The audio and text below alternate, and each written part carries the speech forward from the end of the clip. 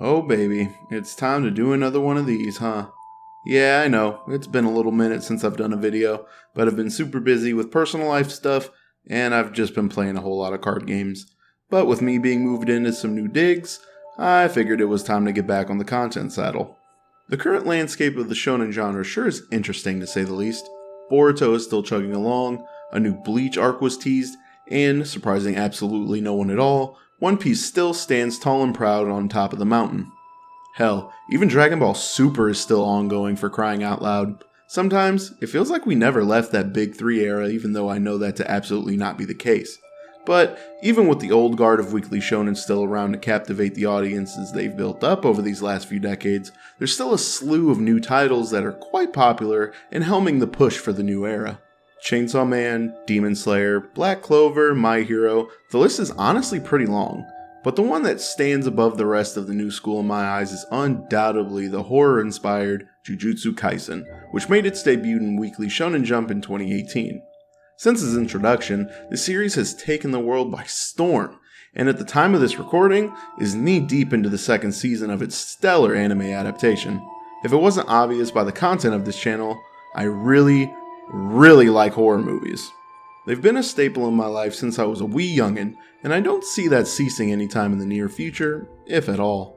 I think there's something really special that comes from confronting our fears and embracing all the cool, off-the-wall stuff that the genre gives us on a regular basis.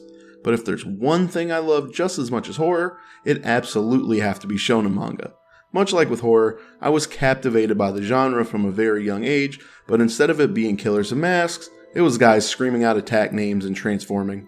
But what happens when you combine the two and couple it with not only a love for both genres, but also numerous inspirations from them as well? You get JUJUTSU Kaisen, of course. With the manga seemingly coming to an end by the end of the year, or sometime within the next 6 months at least, I figured this was the perfect time to talk about this series that has seriously captivated me in ways that I haven't been by a piece of media in a long time. So, if you'll join me on this journey, allow me to break down why I personally think JUJUTSU Kaisen is one of, if not arguably the best of the newer shonen series, and why I know it will go down as one of the greatest of all time, or bare minimum best of its era. I should warn anyone watching this video that if you're not caught up with the current ongoings of the manga, there will be spoilers throughout the runtime of the video, so proceed with caution, of course. Before we begin, please consider leaving a like, a comment, and maybe even dropping a subscription to the channel. Any amount of support goes a long way. Now, with the formalities out of the way, I think it's time that we get down to business and dive headfirst into the world of Jujutsu. JUJUTSU Kaisen follows the tried and true shonen blueprint of having its teenage boy protagonist unknowingly stumble upon the world of the supernatural and become wrapped up in a state of affairs that will forever change who he is. It's a story structure that we've seen countlessly throughout the decades of shonen, and a good majority of them have ended up receiving high praises and even becoming genre staples. JoJo's Bizarre Adventure, Yu Yu Hakusho, Bleach, Chainsaw Man, it's quite the expansive list when you really sit down and try and think of them all. They all have a sort of grit about them that comes with the territory of dealing with the supernatural and the paranormal that really helps set a tonal difference from your typical shonen series. I don't know about you guys, but I'm a sucker for these types of stories, and that most certainly stems from my love of horror.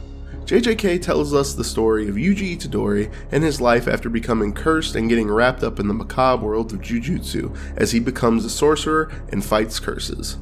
Throughout the duration of the series, we see what becomes of Yuji's life after becoming possessed and how the world of Jujutsu is subsequently changed through the action of the series' antagonists. Like all battle shonen, we have our central core group of protagonists, this time consisting of Yuji, his two fellow first-year classmates Megumi and Obara, and their eccentric pretty boy teacher Gojo. It's the Naruto Team 7 structure, but with an actual likable and competent female member of the trio. Sorry Sakura, better luck next time I guess. Now of course, you can't forget the supporting characters that each bring their own special flair to the table and vary in importance to the plot. The quality of these side characters vary from extremely forgettable to straight up fan favorite, and luckily that quality continues to rise with each subsequent arc.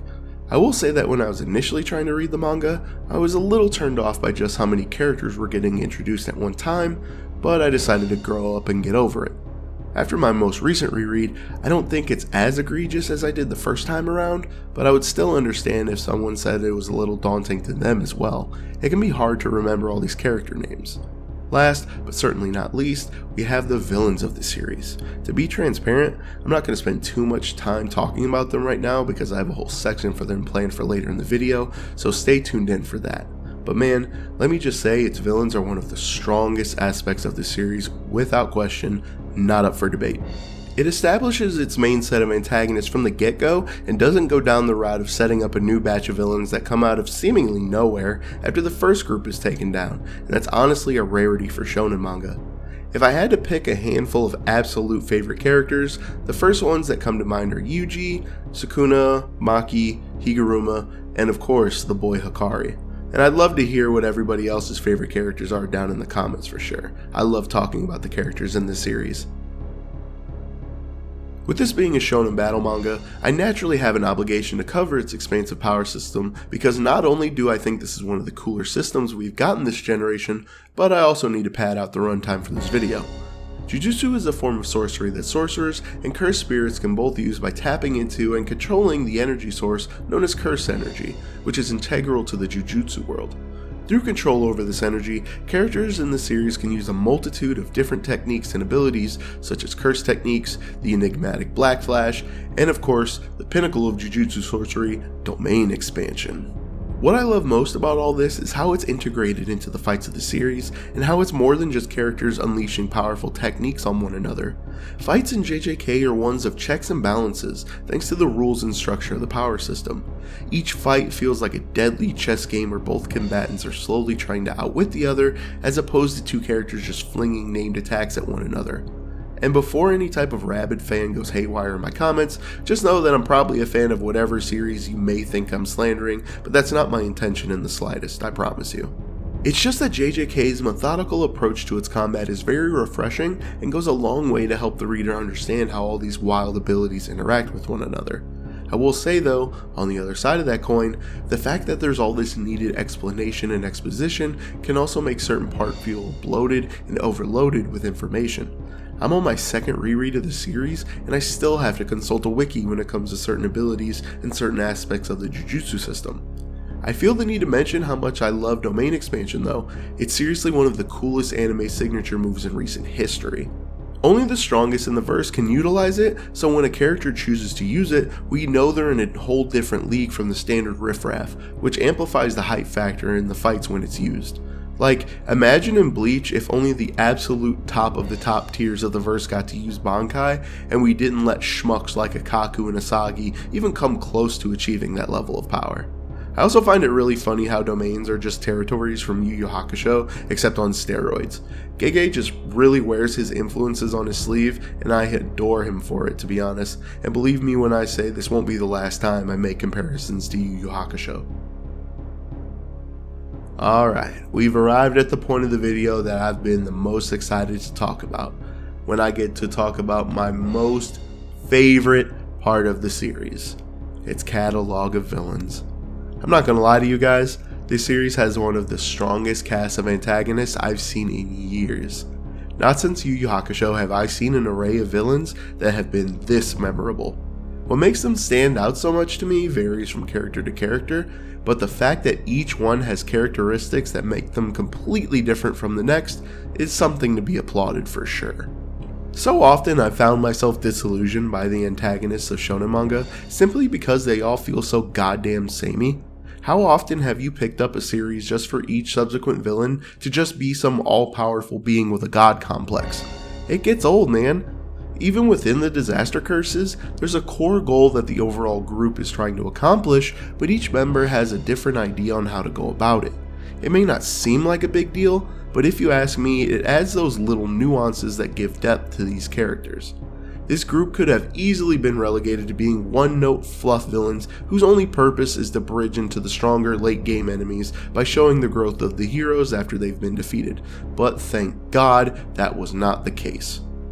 In JJK, there are 3 major villains that we're subjected to, and each one serves a different narrative role that plays an important part in moving the plot forward. Mahito is the unhinged and deranged antithesis to Yuji that pushes him to the limit and tests his resolve by brutally murdering his friends and tutors. His eventual defeat represents Yuji's growth and true christening to becoming a true jujutsu sorcerer, and when I tell you that this is one of the most satisfying defeats of an anime villain, I truly stand by that.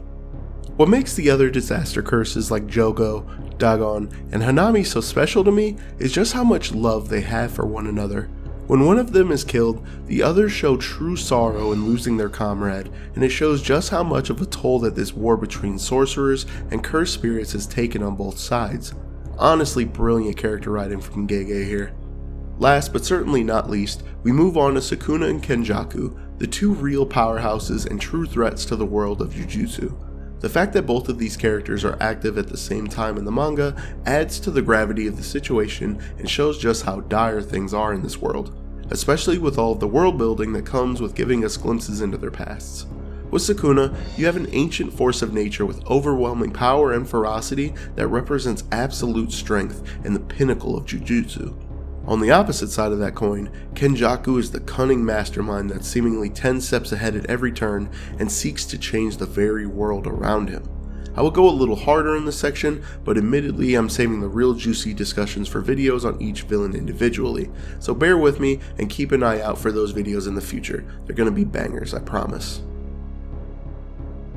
Now, as much as I love and adore the series and genuinely hold the opinion that it qualifies as peak fiction, I too have my own criticisms, so you can stop typing in the comments about how I'm a gay glazer. I see you.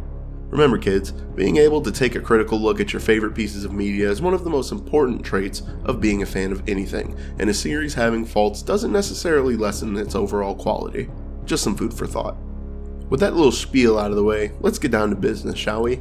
First thing that pops into my head is without a doubt the overall pacing of the series, and if you're deep enough into the fandom, you'll know that that isn't a hot take at all. The Shibuya incident is an amazing arc with a plethora of standout moments that show us just how dire current events are in the verse, what with all the widespread destruction and multitude of character deaths that we're subjected to, of course. But I need to be honest and say that it feels like an arc that Gege rushed to get to without the proper build-up needed to make a more natural transition from the more lighthearted beginning of the series to what is essentially the Jujutsu Royal Rumble. If there were another arc between the Death Painting arc and the Gojo flashback to flesh out the relationships between Gojo and the first years a little bit more, I think it would help the pacing not feel as breakneck as it does. Also, Kugisaki deserved so much better than what Gege gave her, and I'll never forgive him for that, but that's a topic for another day. The next criticism that comes to mind is Gege's treatment of his supporting cast of characters. To me, the supporting characters get shafted far too often, and part of that certainly stems from the pacing like I was just talking about. By the end of Shibuya, there's a multitude of characters that are removed from the series by way of being made irrelevant through escalation of power, or, Gege's obvious personal favorite, being fucking brutally murdered. Like, I feel so bad for people who actually gave any semblance of a shit about the Kyoto Jujutsu students, because Gege did them so dirty it should be considered a felony. Not only did they not do shit in Shibuya except get embarrassed by Kenjaku at the absolute tail end of it all, but he rendered the fan favorite Todo impotent since he can't even use his curse technique anymore. It's wild to me because at the Kyoto Goodwill event, they were introduced like they'd be at least decently important as backup to the main cast with plenty of room to grow, but nope, it was ripped from us before it even really began. Gege's truly a student of the school of Tite Kubo the way that he squanders character potential, and he graduated with flying fucking colors. Before this section is finished, just know there's an elephant in the room that I could address, but it's something I don't want to touch with a 10-foot pole, so I'm just going to let Chris Hansen and his domain deal with that one. Well damn, here we are at the end of the video. I've been meaning to put out a video like this for a long time, so better late than never, right? If my voice sounded a little weird or off at any time, it's because I was in the midst of the cold for most of the recordings, so sorry about that. But you know, I didn't expect myself to fall in love with this series as much as I have, but damn it certainly does have me by the balls if that wasn't utterly apparent. I'd love to hear what you guys think about the things I discussed in the video down in the comments. I definitely plan on making more JJK videos because I truly love this series and literally cannot shut up about it. 2024 is going to be a wild year for the manga given the current events, and if you're not caught up, I really hope this video made you want to change that. Thank you all to everyone who took the time to get this far in the video. Be sure to drop a like and a sub to the channel if you liked what you saw. Maybe peep some of my older videos too while you're at it. Until next time though, everybody, you guys make sure you're good to one another while I'm away, and make sure you come back for the next video. It would mean a lot. Peace, everybody.